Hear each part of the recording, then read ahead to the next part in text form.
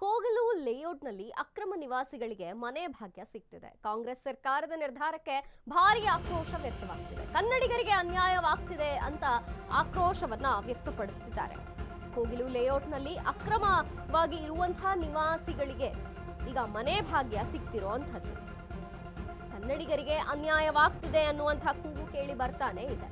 ಸಾಮಾಜಿಕ ಹೋರಾಟಗಾರರಿಂದ ಪ್ರತಿಭಟನೆಗೆ ನಿರ್ಧಾರ ಮಾಡಲಾಗಿದೆ. ಕೋಗಿಲು ಲೇಔಟ್ನಲ್ಲಿ ಅನಧಿಕೃತವಾಗಿ ಇರುವಂತಹ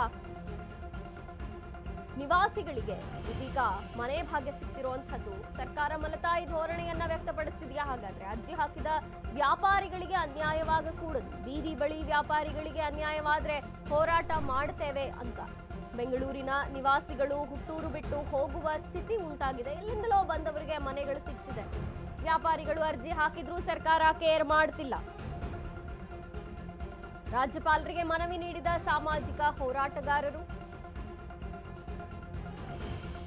ಎಲ್ಲಿಂದಲೋ ಬಂದು ಇರೋರ್ಗೆ ಇಲ್ಲಿ ಮನೆಗಳು ಸಿಗ್ತವೆ, ಅಕ್ರಮವಾಗಿ ಇರುವಂತವರಿಗೆ ವಲಸಿಗರಿಗೆ ಮನೆ ಭಾಗ್ಯ ದಕ್ಕತ್ತೆ. ಆದ್ರೆ ಕನ್ನಡಿಗರು ಏನ್ ಮಾಡಿದ್ದಾರೆ? ಕನ್ನಡಿಗರಿಗೆ ಯಾಕೆ ಇಂಥ ತಾರತಮ್ಯ? ಸರ್ಕಾರ ಮಲತಾಯಿ ಧೋರಣೆಯನ್ನ ಮಾಡ್ತಿದ್ಯಾ? ಹಾಗಾದ್ರೆ ಸಾಮಾಜಿಕ ಹೋರಾಟಗಾರರಿಂದ ಪ್ರತಿಭಟನೆ ಮಾಡಲಿಕ್ಕೆ ನಿರ್ಧಾರವಾಗ್ತಿದೆ. ಲೋಕಭವನದ ಮುಂದೆ ಸರ್ಕಾರದ ವಿರುದ್ಧ ಗುಡುಗು ಹಾಕಿದ್ದಾರೆ. ಸರ್ಕಾರ ಮಲತಾಯಿ ಧೋರಣೆ ಮಾಡ್ತಿದೆ ಅಂತ ಆರೋಪವನ್ನ ಮಾಡ್ತಿದ್ದಾರೆ. ಅರ್ಜಿ ಹಾಕಿದಂತಹ ವ್ಯಾಪಾರಿಗಳು ಎಲ್ಲಿ ಹೋಗಬೇಕು?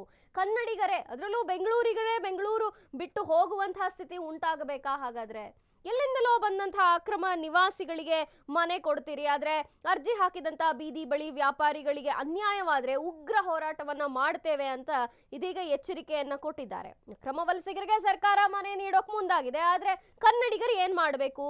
ಮೂಲವಾಗಿ ಬೆಂಗಳೂರಿನಲ್ಲೇ ಇರುವಂತಹ ನಿವಾಸಿಗಳು ಹುಟ್ಟೂರು ಬಿಟ್ಟು ಹೋಗಬೇಕಾ? ಹಂಗಾರೆ ರಾಜೀವ್ ಗಾಂಧಿ ವಸತಿ ಯೋಜನೆ ಅಡಿ ನಿರ್ಮಿಸಿದಂತಹ ಮನೆಗಳಿಗೆ ಬೀದಿ ಬದಿ ವ್ಯಾಪಾರಿಗಳು ಅನೇಕ ವರ್ಷಗಳಿಂದ ಅರ್ಜಿ ಹಾಕ್ತಿದ್ರು. ಸರ್ಕಾರ ಕೇರ್ ಮಾಡ್ತಿಲ್ಲ ಅವರಿಗೆ. ಆದ್ರೆ ಎಲ್ಲಿಂದಲೋ ಬಂದಂತಹ ಅಕ್ರಮ ನಿವಾಸಿಗಳಿಗೆ ಇದೀಗ ಮನೆ ಭಾಗ್ಯವನ್ನ ಕೊಡ್ತಿದ್ದಾರೆ. ಸರ್ಕಾರ ತಾರತಮ್ಯ ಮಾಡ್ತಿದೆ, ಮಲತಾಯಿ ಧೋರಣೆ ಮಾಡ್ತಿದೆ. ಹಿಂಗಾದ್ರೆ ಸಾಮಾಜಿಕ ಹೋರಾಟಗಾರರೆಲ್ಲ ಸೇರಿ ಇದನ್ನ ಉಗ್ರವಾಗಿ ಹೋರಾಟವನ್ನ ಮಾಡ್ತೀವಿ, ಇದನ್ನ ಖಂಡಿಸ್ತೀವಿ ಅಂತ ಇದೀಗ ಎಚ್ಚರಿಕೆಯನ್ನ ಕೊಟ್ಟಿರುವಂಥದ್ದು.